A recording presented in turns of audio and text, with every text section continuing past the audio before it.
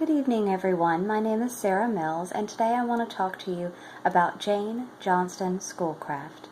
Jane was born in 1800 to John Johnston, an Irish fur trader, and Susan Johnston, whose Ojibwa name was Ozha Guskade Wekwe, or Woman of the Green Valley.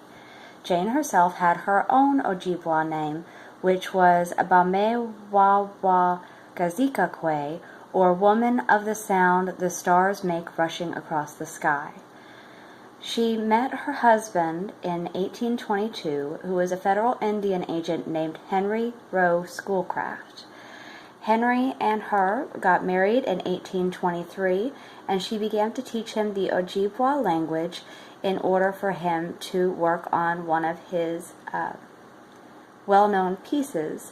He actually collaborated with her on a written vocabulary of the Ojibwa language, as well as a magazine called The Literary Voyager, or Mozinigan.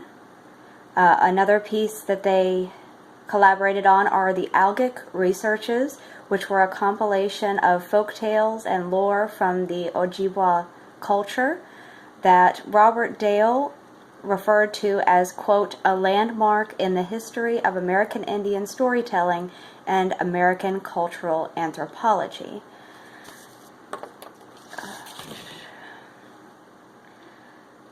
Jane was an accomplished writer, though she never intended for her works to be published. She normally did it for the fun of it, and was normally pushed to the background in many of her husband's pieces of work. She wrote English poetry as early as 1815, and wrote many stories and poems in collaboration to the sorrows and hardships that she experienced through her lifetime. From moving away from her mother when they moved to New York City, to sending her children away from boarding school, to the death of her 2 children who did not make it to adulthood. Now, she penned work under many names: Jane Johnston Schoolcraft, Bamewawa Zikakwe, her Ojibwa name, as well as Rosa and Leelanau.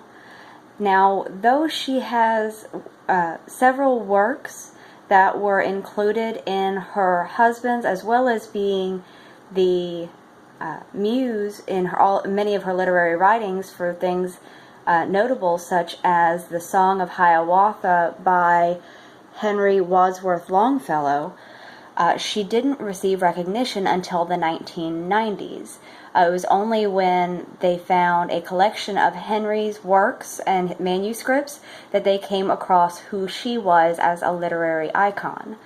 She was inducted into the Michigan Hall of Fame in 2008, and fully received recognition then. Many people have viewed her as a pioneer of the native language being written, because before then it was mainly storytelling and oral history.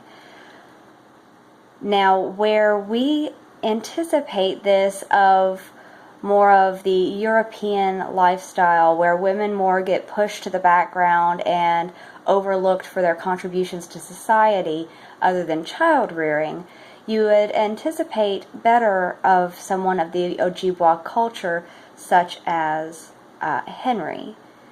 In the Ojibwa culture, women were actually considered master craftsmen and key members of the society, and the society was actually matrilineal, whereas the husband-to-be would move in with the woman and her family instead of the other way around. It really is a shame that someone with such literary prowess as Jane Schoolcraft did not get recognition during her lifetime. I would hope that ongoing she gets the full recognition that she needs, and that they find more and more of her works amongst her husband and others' writing. That being said, I will end my report on Jane Johnston Schoolcraft, and I hope you have a great night. Thank you. Bye.